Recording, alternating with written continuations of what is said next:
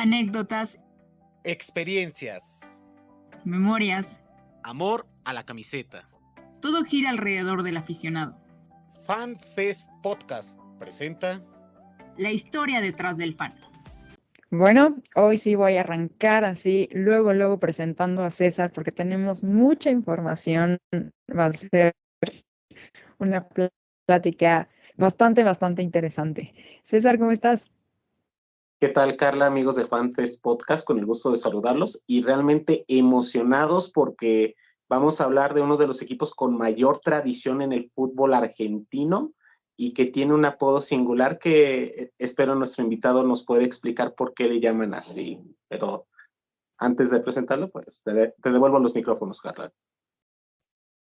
Sí, sin duda va a ser algo maravilloso. Ya estuvimos en España, hoy nos vamos a Argentina y pues tengo el gusto de presentar a Martín Larksman. Él es diseñador gráfico, ilustrador, tallerista, nos cuenta historias a través de sus ilustraciones. Ha tenido la oportunidad de trabajar para ESPN, Sports Illustrated, Coca-Cola y bueno, también hace poco fue director de arte de Independiente, de este club al que le vamos a dar los honores el día de hoy. Y pues bueno, también nos contará un poquitito acerca de su proyecto de mundialistas. Pero sin más, Martín, muchísimas gracias por aceptar la invitación y por estar aquí con nosotros. No, gracias por la invitación. Es muy lindo poder estar acá y nada, charlar con ustedes.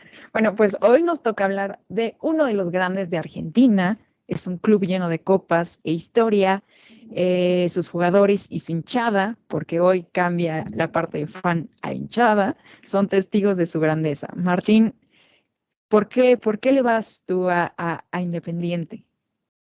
Y muchos creo que acá en Argentina, no sé si en México, pero calculo que también es una tradición familiar el ser hincha de un club.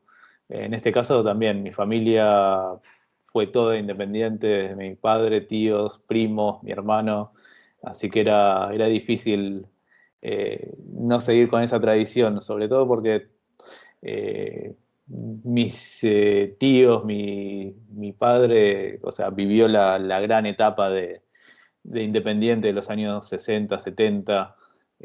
Creo que mucha gente que pasó de chico por esa etapa era difícil no seguir Independiente.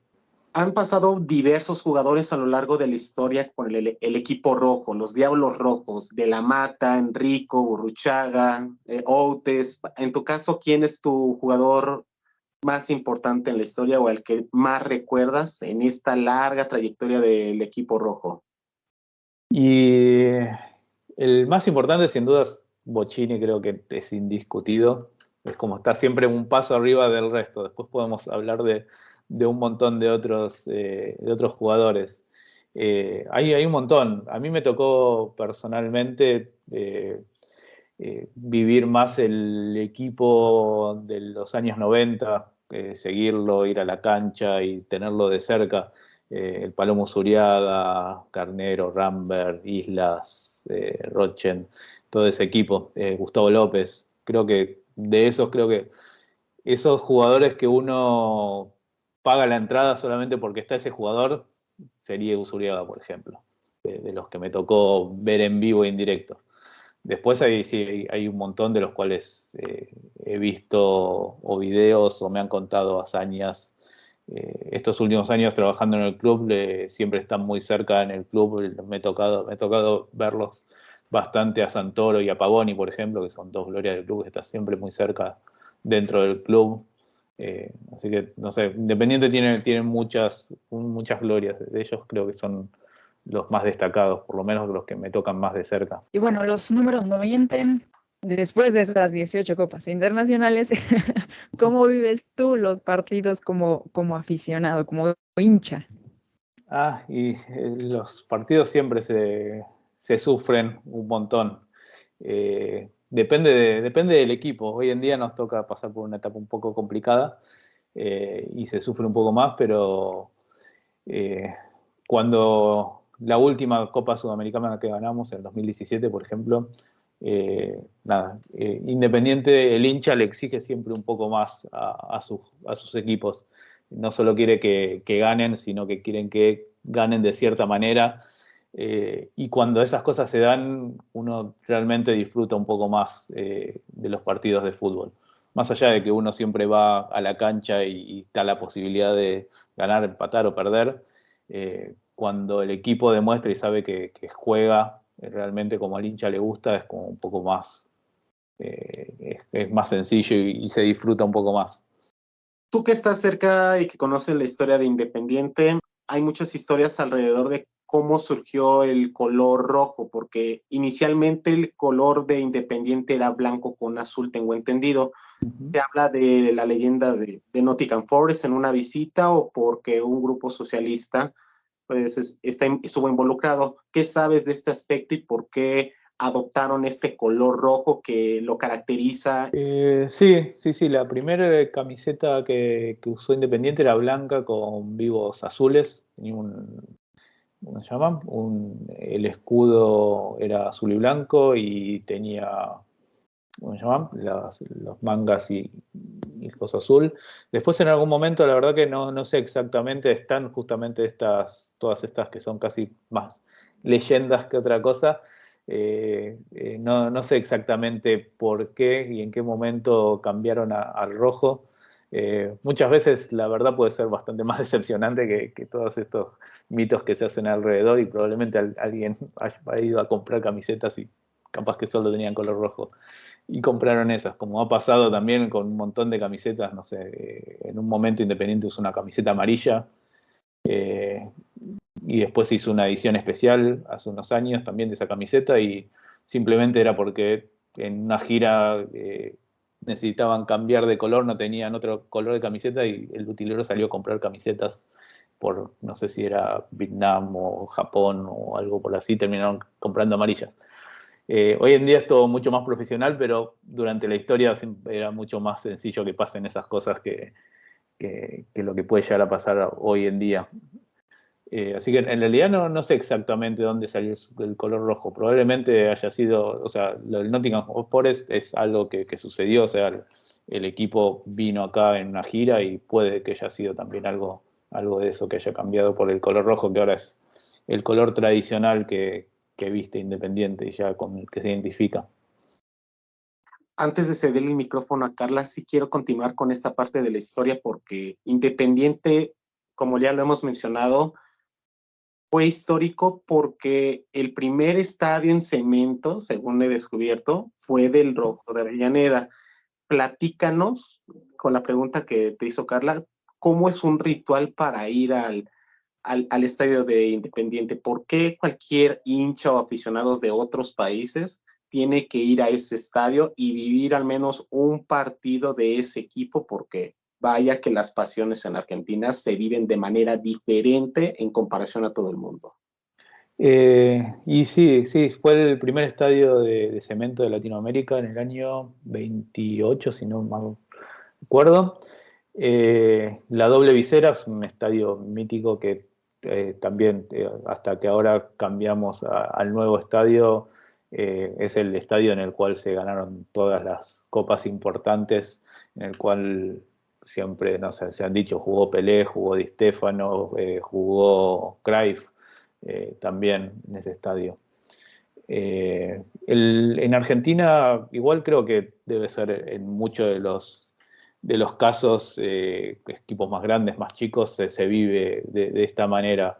Es algo, un evento, en muchos casos familiar, con amigos. O sea, es raro que una persona vaya a la cancha sola a ver un partido. Generalmente es algo, sobre todo también, si bien ahora se juegan durante la semana partidos y es más común, históricamente es el domingo ir a la cancha, juntarse con amigos, es almorzar en familia, es ir 2 horas antes a la cancha y pasarla con amigos. Antes, cuando era más chico, uno iba a ver la reserva 2 horas antes, que se jugaba preliminar antes del partido de primera, y uno incluso iba a ver jugadores a la reserva y pasa así el tiempo, o se junta ya con amigos o directamente se juntan en algún otro lado y lo pasan y después termina el partido y después es el mismo ritual, pasan horas, es un evento de día entero, o sea, uno Depende de a qué hora se juegue, pero son horas antes y horas después del partido que uno lo pasa, se vive, cómo se vive el partido. No, increíble. Y esas conversaciones también de fútbol entre los argentinos han de ser interminables, ¿no? Somos un poco monotemáticos, pero sí, hablamos de fútbol cuando nos juntamos en un bar, cuando vamos en el colectivo, con gente que conocemos y con gente que no conocemos también. Es algo que hermana un poco a todo el país, porque si bien uno puede estar, no sé, es algo que pasa en la cancha, o sea, uno puede estar con alguien al lado de distinta, o sea, que tiene más plata, menos plata, que en cualquier otro ámbito de la vida no se lo cruzaría en ningún lado, pero cuando un gol de su propio equipo termina abrazado con gente que no conoce y festejando lo mismo, o sea, nos hace a todos iguales en ese momento y somos todos hermanos, amigos, hinchas. Es algo muy lindo lo que pasa en la cancha. Maravilloso. Ojalá algún día nos toque vivir un partido por allá. Están invitados cuando quieran. Buenísimo. Oye, Martín, ¿y cómo pasaste, digamos, de hincha a lograr trabajar en el club de tus amores? Eh, sí, eso fue, en un momento, en realidad fue algo, hace ya unos cuantos años, di mis primeros pasos acercándome al club, simplemente me recuerdo haber visto una nota a quien era el gerente de marketing en ese momento, eh, y pude encontrar el contacto para escribirle un mail. Y nada, se le gustó el trabajo que hacía en su momento, nos juntamos, empecé a colaborar de a poquito haciendo algunas pequeñas cosas, más como un hincha que se acerca, más que como un profesional que está buscando trabajo. Y de a poco fui haciendo algunas cosas más, fueron cambiando las gestiones, fueron cambiando la gente, pero ya en 2015, 16 más o menos, se armó un lindo equipo de marketing en el cual ya hasta hace poco estuvimos trabajando, en el cual pudimos hacer un montón de trabajo, desde de estandarizar un poco la identidad del club, empezar a darle un poco más de vida a las redes sociales, trabajar en las camisetas temporada a temporada. Hay algunas cosas que son como muy satisfactorias y el poder diseñar la camiseta del equipo de tu club es una de las más satisfactorias que hay. Pero sí, lo que pasa es que los clubes en Argentina, si bien son equipos que mueven un montón de plata, en muchos casos no están tan armados en cuanto a marketing y comunicación. Es algo bastante reciente y nuevo en lo cual se está trabajando. Así que muchos todavía no tienen muy armado un equipo y hay algunos otros que recién ahora están empezando. ¿Cuál es el sello que Martín le ha dejado o ha puesto con Independiente? Esa firma que tú dejaste plasmada con el equipo de tus amores. Y hay algunos que son casi sellos literales, o sea, trabajé en muchos pequeñas marcas, íconos durante estos años para las camisetas, para alguna campaña en particular, y muchos hinchas, por ejemplo, hay uno que es una cruz que tiene un 0,5, una pelota, una estrella y una corona, todo en líneas, y eso se utilizó por primera vez en la camiseta del 2017, que es con la que ganamos la Sudamericana, y por lo cual muchos hinchas se lo tatuaron. Así que eso es como casi literal, está en la piel de un montón de hinchas. Eso, hay unas versiones, unos dibujos de un diablo y una diabla también que se tatúa mucho. Eso también o sea, son una de las cosas que, nada, cuando traspasa de la pantalla o del papel o de la camiseta a la piel de alguien, es como bastante fuerte verlo después. ¿Y qué pasa por tu cabeza en esos momentos? No, la verdad que es un sentimiento increíble. O sea, cuando comuniqué en redes que iba a dejar de trabajar en el club, empezaron a postear un montón de estos fotos con tatuajes y la verdad que es realmente increíble ver todo eso. O sea, que alguien esté permanente, una una ilustración o un icono o algo que uno haya hecho en la piel de alguien, a eso sí, traspasa los límites de que le guste o no le guste. Es tremendo, es increíble. ¿Cuál ha sido el momento, ya sea como fan o como partícipe dentro de la organización de Independiente, que te ha marcado? Ese momento que dices, no lo cambiaría por nada del mundo. Y hay varios. El uno creo que debe estar las dos cosas, como hincha y como parte del equipo de marketing, la final en el Maracaná. No conozco Río, fui a la final, fui del avión a la cancha y de la cancha al avión y me volví. No llegué ni a la playa, pero ese día, todo ese evento, cómo se dieron las cosas, era como un partido muy complicado. Estuvo medio complicado incluso para los hinchas que viajaron antes y después salir de la cancha y el poder terminar festejando una copa en el Maracaná en vivo con los jugadores y los hinchas todos ahí.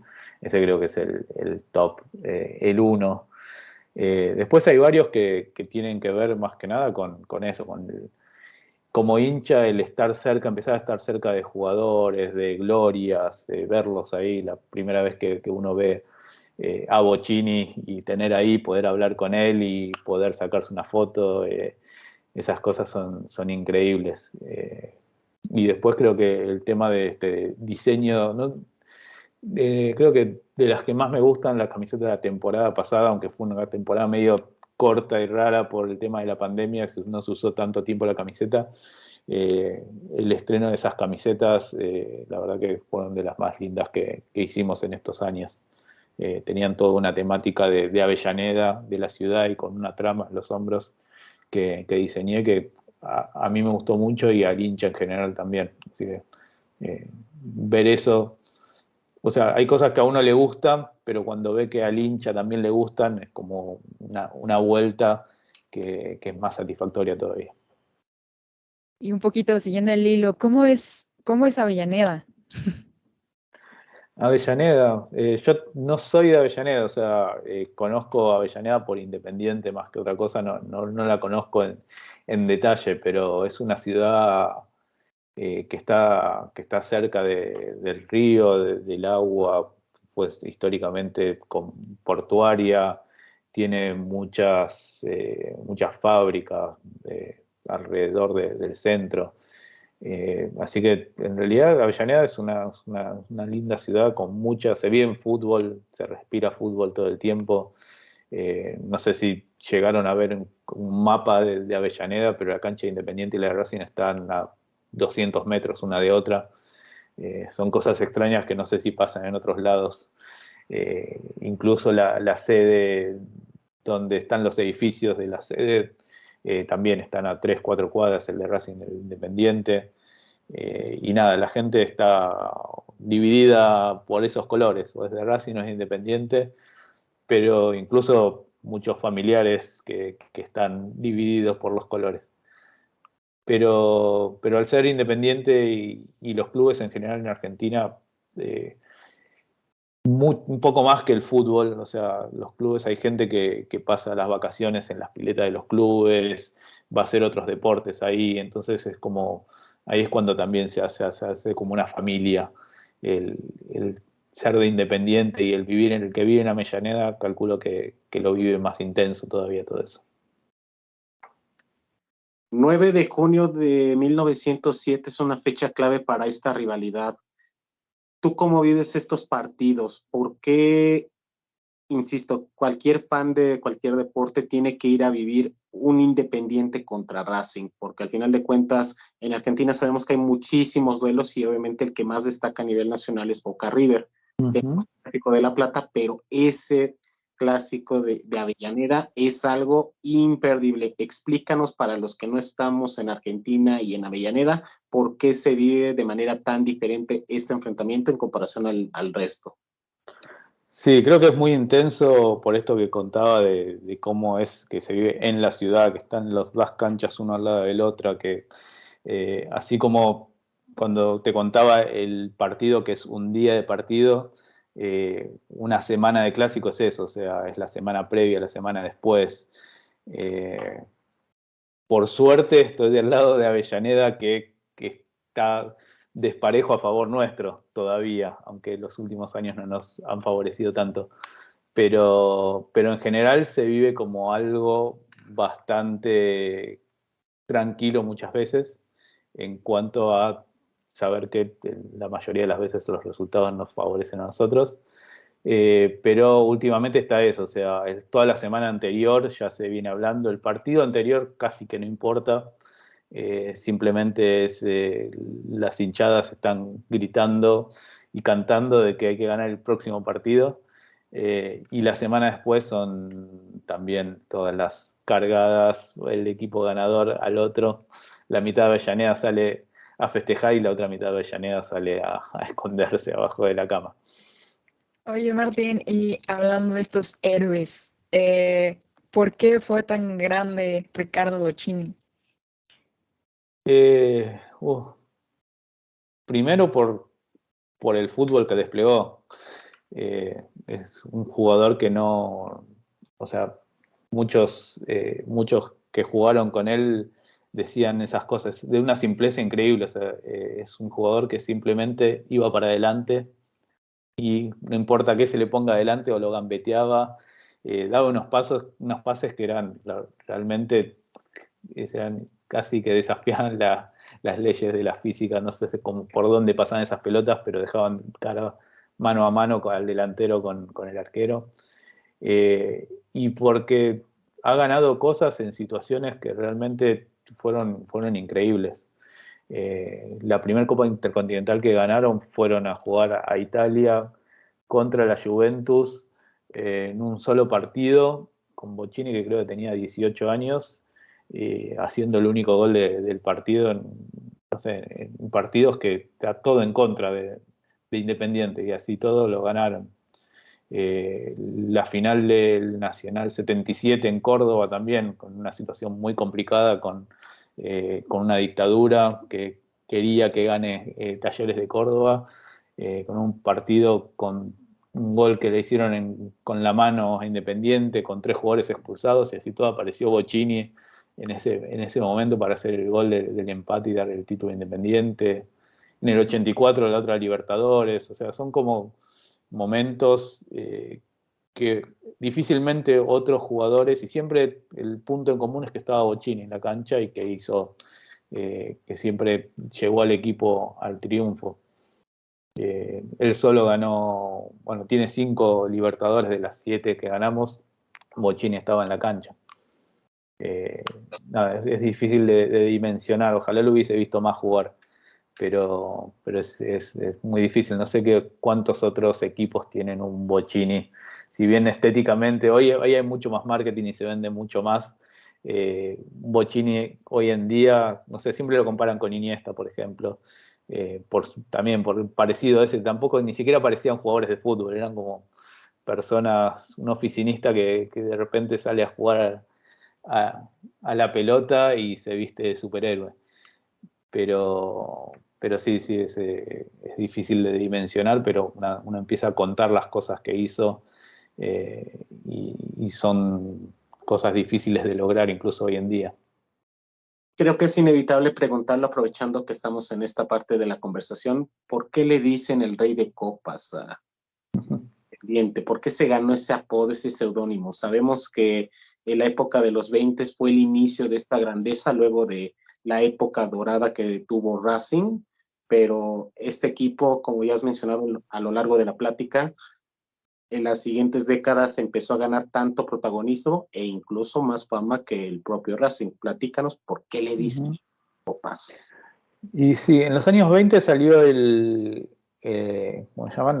El mote de Diablos Rojos, por una delantera del año 26, que todavía era amateur el fútbol.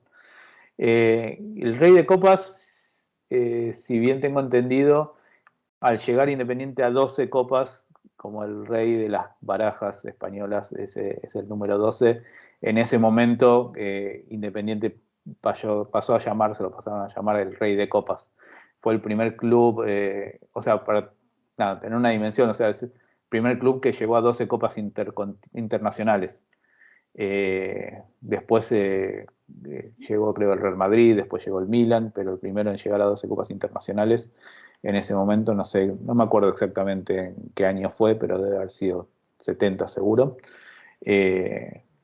Empezó ahí a llamarse Rey de Copas, hasta tal punto que, bueno, hoy es la marca registrada del club. Pero sí, si bien los últimos años no fueron los mejores, seguimos igual estando ahí entre los más ganadores a nivel mundial. Parte de la parte oscura que está viviendo actualmente el club, esta sequía de títulos locales, está en decadencia o todos los hinchas están descontentos, tristes. ¿Qué está pasando con este club en este momento? Y este momento es un momento complicado, o sea, por suerte hay como un poco de esperanza ahora que pusieron fecha de elecciones prontas. Debería haber habido elecciones en diciembre del año pasado y todavía estamos esperando por eso. O sea, los clubes en Argentina son clubes sociales, o sea, el hincha y el socio es el club, es el que normalmente decide quiénes son los dirigentes y tienen bastante implicancia en el día a día y son lugares en los cuales los hinchas pasan sus días también.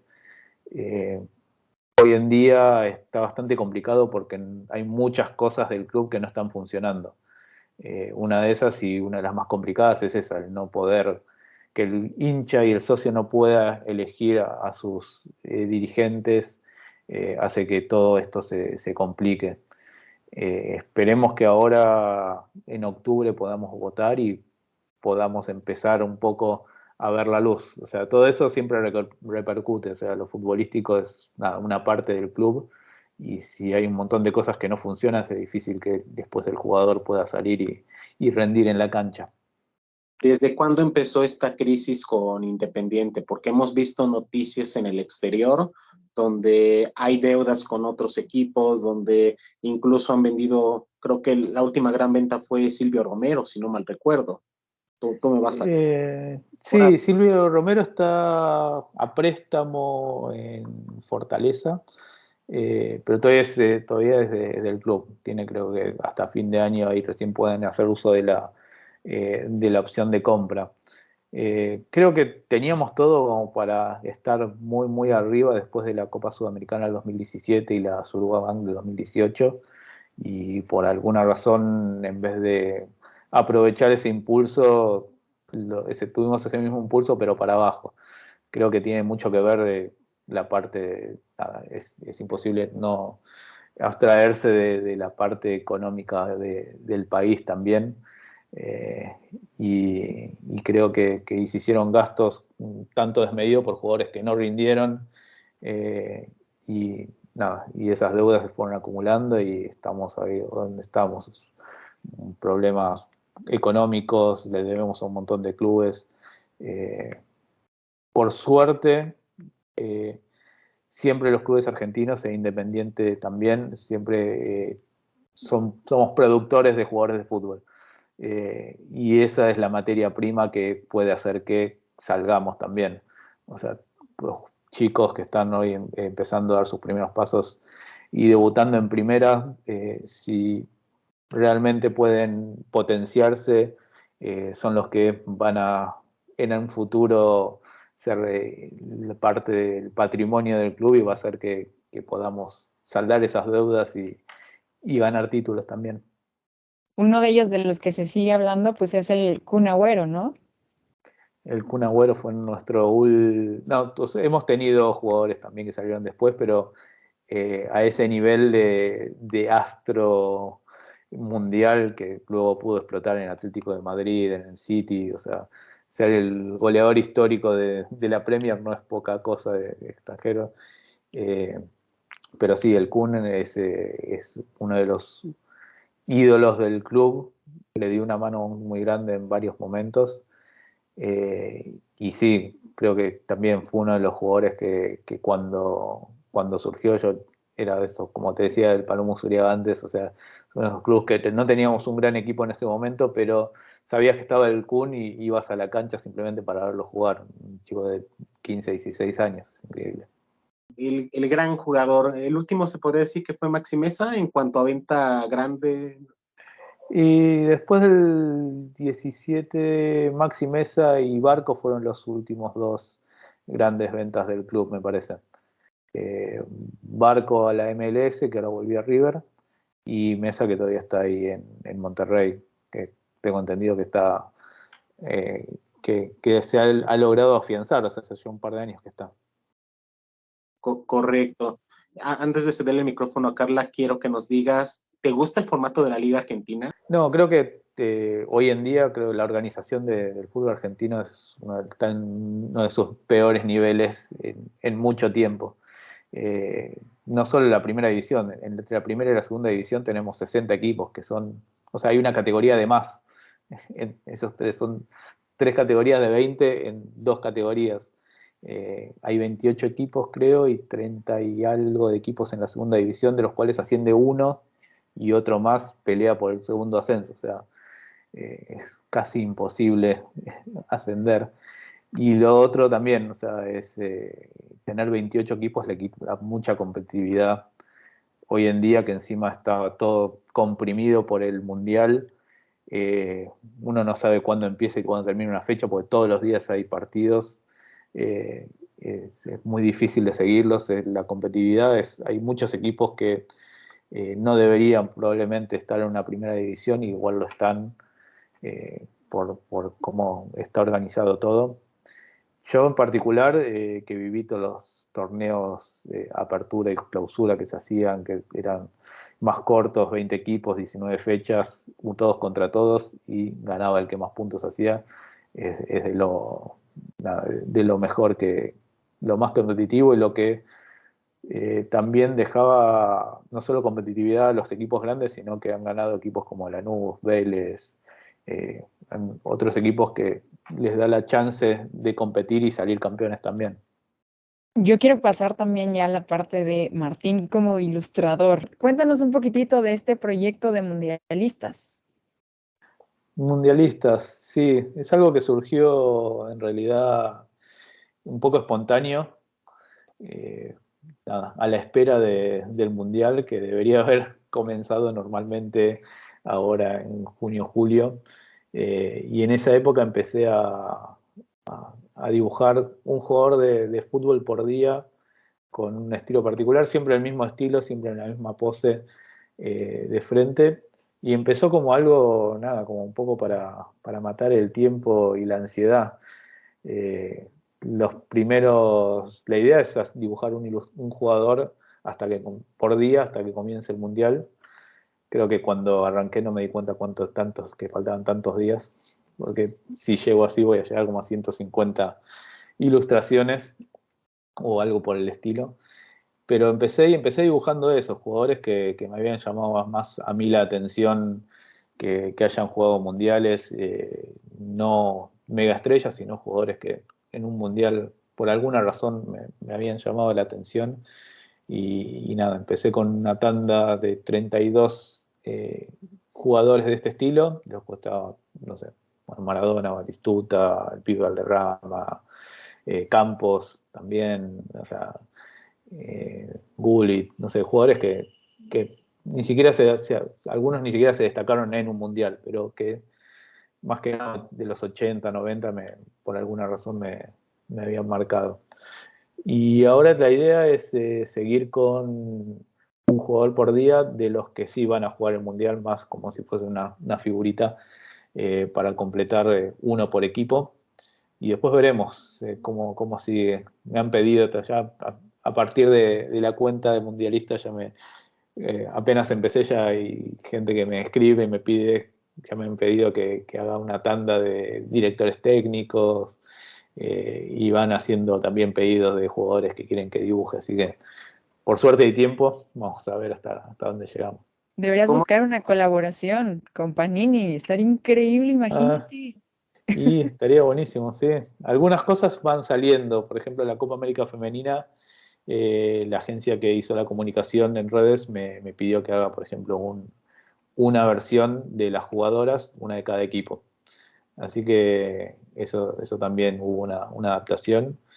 Y sí, después veremos en qué sale, si armamos algún fixture para que puedan descargar y usar los hinchas, si se puede hacer algún álbum de figuritas más adelante sería genial también.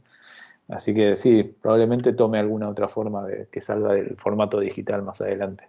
Veremos, ojalá. ¿Cómo surgió esta inspiración? ¿Es para estar más cerca del deporte o simplemente reconocer a los deportistas, selecciones, clubes, su trabajo durante todos estos años? ¿Cómo empezaste este movimiento? Y sobre todo porque tus diseños hablan por sí solo en redes sociales y es de verdad.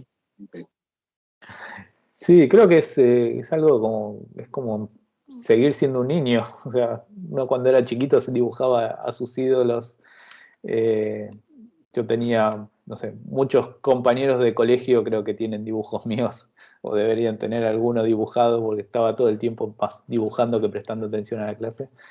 Y esto se transforma un poco, es continuar un poco con eso. Es algo que, por suerte, es a lo que me dedico, y por suerte es lo que me gusta hacer. Pero, no sé, hay muchos de los trabajos que son por encargo. Está buenísimo haber encontrado también como el espacio de poder hacer ilustraciones deportivas, entre tantas otras, un espacio que hay otros grandes ilustradores trabajando hoy en día, pero que no está tan aprovechado tampoco. Así que creo que tiene un poco que ver con eso. Algunos son trabajos, como decía, como más por encargo, otros son como este, que simplemente es un proyecto que sirve para desahogar un poco al hincha, pero que también sirve como portfolio, porque pasan estas cosas. Pasa a alguien que sí le haya gustado, y como esto de la Copa América Femenina, y que me pidan unas ilustraciones también a partir de haber visto esto. ¿Y cómo han sido también esos trabajos para ESPN o para Sports Illustrated? ¿Qué has hecho en esa parte? Y algunos en general son bastante divertidos. ESPN han sido también ilustraciones para la revista de ESPN.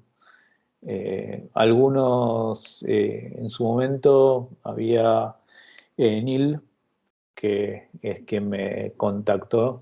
Es un inglés que trabajaba en ESPN en Estados Unidos, en la revista, y él me había contactado. En principio, la primera nota que hice fue ilustrar los jugadores del Leicester cuando salieron campeones de la Premier, por ejemplo. Y hay algunos que son muy interesantes, pues al principio eran para la revista, para la parte digital, y se pudieran animar, por ejemplo. Esos eran pequeñas animaciones que habían salido, que quedaron muy, muy lindas. Y después había otros, Sports Illustrated, por ejemplo, son más ilustraciones un poco más de ejercicios, por ejemplo, que tienen que ver con ese tipo de cosas que me van pidiendo.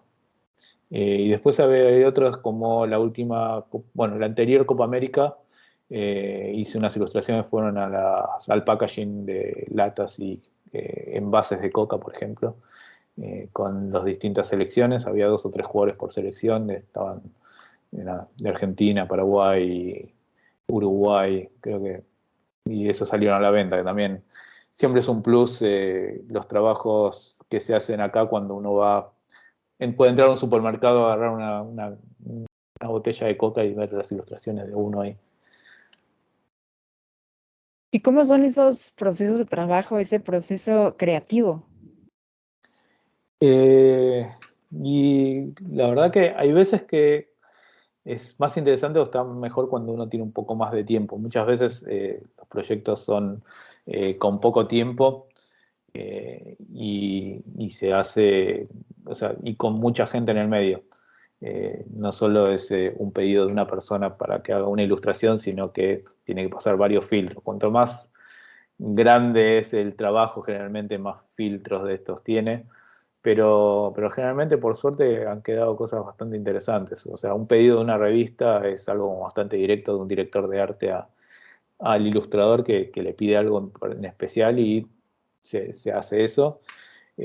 Otros trabajos como el de Coca, por ejemplo, es un poco más complicado porque ya hay que imprimir, por ejemplo, y las impresiones en latas o en las etiquetas de una gaseosa tienen ciertas limitaciones técnicas que hay que pensarlas también desde la ilustración. Pero los desafíos esos también son interesantes, están buenos. ¿Qué otros proyectos te han pedido además de deportes? Porque vemos en tu perfil y que tienes otros diseños. ¿Cuál es el que más te han solicitado que no sea deportivo? Y hay bastantes espacios en los cuales trabajo. He hecho trabajos incluso de diseño, más especialmente de diseño, el año pasado con Flor Capella y Laura Barsky, que son dos compañeras ilustradoras y diseñadoras. Hicimos toda la imagen del bicentenario de la UBA, de la Universidad de Buenos Aires, acá, que cumplió 200 años. Y fue, la verdad, un trabajo grande y que se vio también en toda la ciudad, que repercutió y fue muy, muy lindo.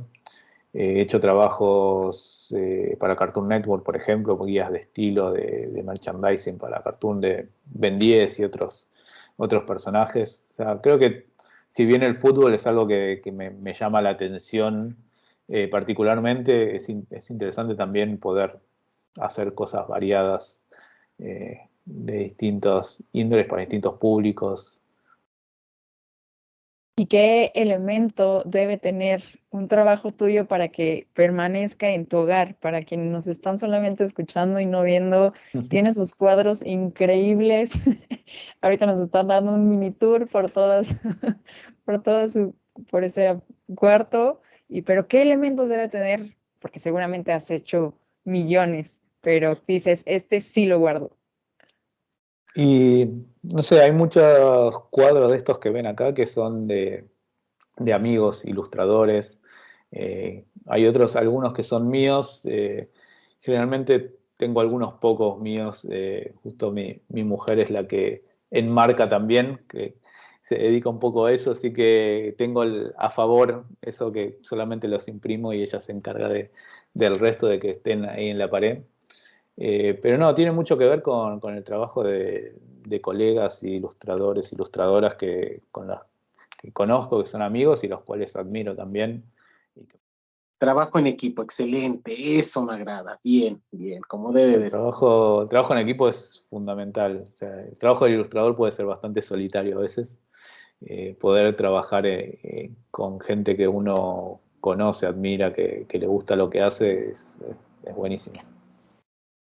¿Buscas replicar alguna historia con estos diseños o simplemente lo haces por gusto? Porque al final de cuentas, hace unos programas tuvimos a alguien que elabora jerseys de su propio equipo y busca replicar pues esa historia, tradición. En tu caso, esos diseños que tú haces, ¿tienen algo de historia o busca replicar que proyecten algo más o simplemente es elaborar estos diseños?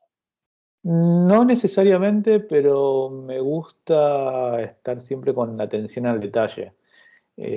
Si hago una ilustración de un jugador, me gusta que la camiseta que tenga, no sea una camiseta genérica, sino que tenga algún detalle, una camiseta que me ha gustado a mí. Si dibujo un espacio, por ahí le pongo algo de una casa de cuando yo era chico. No sé, me gusta como los detalles. Hay veces que solo yo los sé y otras veces no tanto, pero está bueno también cuando alguien más los descubre. Pero aunque no sean necesarios, me gusta agregar esos pequeños detalles y easter eggs en las ilustraciones.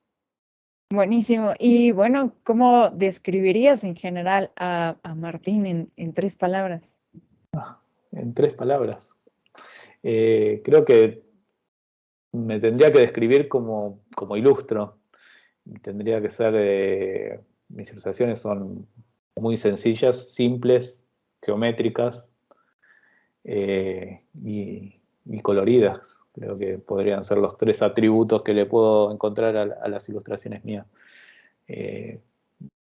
No son, o sea, es un diseñador gráfico que ilustra, y por eso tiene mucho de arte gráfico y no tanto de arte pictórico por ahí. Creo que para ir cerrando, Carla, no podemos dejar pasar esta pregunta. ¿Cómo le va a ir a nuestras selecciones en el Mundial? Lamentablemente les toca en el mismo grupo. Los enfrentamientos nos ha ido mal a nosotros. Argentina nos tiene tomada la medida y queremos escuchar tu opinión sincera. ¿Ver realmente a México en la segunda fase o Polonia va a romper los pronósticos? Y yo espero que sí, la verdad que espero que clasifiquemos los dos. Tengo raíces polacas, ahí, bisabuelos por ahí que en algún momento vivieron por allá, así que hay un pequeño también parte del corazoncito con Polonia, pero creo que México estaría bueno que pueda avanzar y pasar los malditos octavos. Y en Pero sí, y creo en que el cruce, podríamos. ¿quién te gustaría, Francia o Dinamarca? Bueno, pensando que esos dos equipos sean los que pasen. Eh, y el hincha verdadero que creo que querría Dinamarca, que en los papeles parecería un poco más sencillo. El hincha que dice que tenemos que ganarle a quien haya que ganarle para salir campeón. Si uno llega a pasar con Francia ya en esa instancia, ya el impulso que llegaría a tener para lo que queda es gigante si llega a eliminar a Francia apenas pasar los grupos. No, sin duda será un gran mundial. Y ya mi última pregunta de, de esos cánticos que hacen los hinchas de Independiente, ¿cuál es el que más te gusta? Y si nos pudieras dar alguna frasecita de lo que dice. No, ahí ya me mataste. Soy muy malo con el tema de los temas de cancha. No, ahí creo que paso. O alguna Tendría que haber venido más frase que preparado. digas, esto es más como el Independiente. El Independiente para mí es, No, Independiente es eso. Creo que si bien están los Diablos Rojos de Copas, para mí es el orgullo nacional. O sea, esa es la frase que a mí más me gusta de relacionar a Independiente. O sea, a la Argentina Independiente, pero con la bandera argentina dando una vuelta. O sea, no solo Independiente, sino a todo el país. Cómo empezó su historia, siendo independientes con este tema de los jerseys, de cómo no los aceptaron la gente de Banfield y que generaron su propia identidad y que se ha ido ganando con el paso del tiempo. Creo que es una magnífica forma de terminar, Carla, reforzando esa fuerza, ese elemento que tiene este equipo, que insisto, aunque hoy en día no le está pasando muy bien, que digamos, tiene una gran tradición y que grandes jugadores a lo largo de su historia nutrieron a la selección argentina, que, seamos honestos, para ti es el gran candidato en Sudamérica para competirle a los equipos europeos, porque vaya que los últimos mundiales se han pintado, pero en Europa, en Sudamérica, si no mal recuerdo, el último fue Brasil, si no mal recuerdo. Sí, creo que sí. Incluso en los mundiales de clubes, hoy los equipos sudamericanos y americanos en general no están compitiendo demasiado con el europeo que casi va simplemente de paseo. Eso en otros años no pasaba, eso en épocas anteriores los equipos argentinos iban a jugar una intercontinental y le iban a jugar a ganarla. Hoy cada vez eso está pasando menos, así que esperemos que las selecciones sudamericanas y americanas en general y los equipos vuelvan a competir. Y con esto quiero terminar, Martín. ¿Extrañan a los equipos mexicanos en competiciones como Sudamericana y Copa Libertadores? Porque hoy en día vemos que en su mayoría los equipos en fase definitorias son brasileños e incluso argentinos, pero en esta edición de la Libertadores ya creo que nada más quedan Estudiantes, Vélez y no sé si se me va alguno. Estudiantes, Vélez y Talleres de Córdoba creo que están Tienes razón. ahora. pero sí, la verdad que era un poco más interesante cuando había equipos mexicanos. Hay un montón de equipos que van más de relleno, sobre todo en la primera fase, y que la verdad que nada, sumar equipos para que no compitan o simplemente para dejar que los equipos más grandes le hagan muchos goles no es muy interesante. Preferible que sea más competitivo con equipos que realmente tengan la posibilidad de pelear y de competir para llegar a una final. Correcto. ¿Algo que quieras agregar, Carla? Pues solamente cerrar que pues el arte, el fútbol tienen significados infinitos y pues hoy tuvimos el gran honor de tener a Martín Larksman, un gran ilustrador y diseñador gráfico y pues ha sido todo un placer y pues nada más que nos compartas también tus redes sociales para que todo mundo te siga y que podamos hacer viral tus ilustraciones para que estén en el Panini pronto. Muy bien. Bueno, para mundialistas pueden, tanto en Twitter como en Instagram es @mundialistaslax, es LAKS, y si no, @mlaxman son mis redes, tanto en Facebook, Twitter, Instagram, es MLAKSMAN. Así que muchas gracias también por la entrevista, estuvo muy, muy entretenido y muy lindo hablar con ustedes, y gracias por la invitación. Gracias a ti por contarnos tu historia y de tus diseños, porque vaya que el trabajo bien hecho se resalta y aquí lo vivimos, Carla. Muchísimas gracias, ha sido todo un honor. Muchas gracias. Nos vemos. Gracias.